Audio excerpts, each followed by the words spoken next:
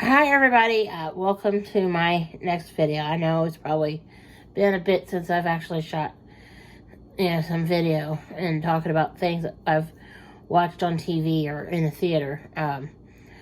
But last year, 2020, wasn't exactly conducive to a whole lot of movie watching out, as y'all would know. It's COVID-19. Well, it gave me a chance to actually watch some stuff on what I call the idiot box of television. Well, I actually watched the TV show Supernatural, all 15 stinking seasons on Netflix. I gotta tell you, Jensen Ackles and Jared Padalecki were okay. My favorite character was Dean. Okay, I liked him a whole lot. Not when Sam, the brother, the younger brother, I wanted to slap because he was so whiny. Especially towards the end, it was worse. In the beginning, I mean, the show was very cohesive and everything. But like around season 6, it's like it started falling apart, and then by the time season 15 rolled around, it was like somebody who'd been at your house way too long that needed to go the heck home. I mean, that's how I felt about it. I was like, okay. I'm like, why is this show still on the air? I was like, this show needed to be, like, over in, like, season 10. I mean, it was bad. I mean, it was like those last 4 or 5 seasons stunk. I mean, they were bad. There was, like, 2 episodes that I absolutely thought were hysterical. One was the Scooby-Doo episode where they were cartoon characters. I thought that was funny. The other one, it was, I know I had it in my head here just a second ago. It was I remember. It was when they ended up playing themselves. It was, like they ended up in like a wormhole where they got sent to like another dimension where they were themselves, Jensen Ackles and Jared Padalecki playing Dean and Sam, if that makes sense. And it was just all kinds of like messed up, and it was sick. And I was like, yeah, that's funny. I got the sleepies.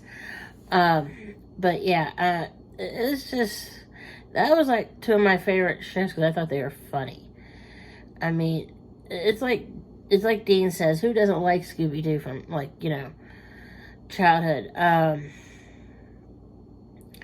only part that I found was weird was seeing where Jared was married to that girl that played Ruby, the demon. I mean, granted, they met their wives on there because,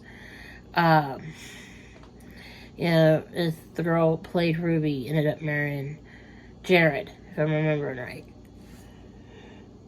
So I had sleepies on top of it. But it was weird. And it's like they showed him like being in like Toronto or somewhere up there in Canada, working and stuff. One thing though, and I cheated just a tiny bit on the ending. Like I actually read where I was like, because I was waiting for him to finish it up because, like, last year COVID-19 happened, and it put a freeze on a lot of stuff. Excuse me, that happens. Sometimes things happen. Like writer strikes or major pandemics. I'm not trying to downplay it. Don't get me wrong. But sometimes things stop because of big things going on. Well, what ends up happening is like, okay, like they finally end up finishing up season 15. Like they had started making it, and then like the pandemic hit, and they stopped like, I'd say probably halfway through the 15th season. Because the pandemic happened. well, things happen. Yeah, that's how life works. Things happen and you have to stop and then pick that back up. Well, what it is, it's the ending. It was like, I knew how it ended, and I'm not going to ruin the ending for those of you that want to watch it all the way through and haven't seen the ending yet. I'm not going to ruin it for you, but it's like one of those things where I read what happened, and it's like, it is very, I have to tell you, it's like they practically telegraphed how, how Dean was going, how it was going to end with Dean and Sam, because they end up becoming human in like the last few episodes, and I'm like, do you think I'm stupid? It's like, it gets to the point where in like certain TV shows, like Supernatural, for example, that you could tell how it's going to end.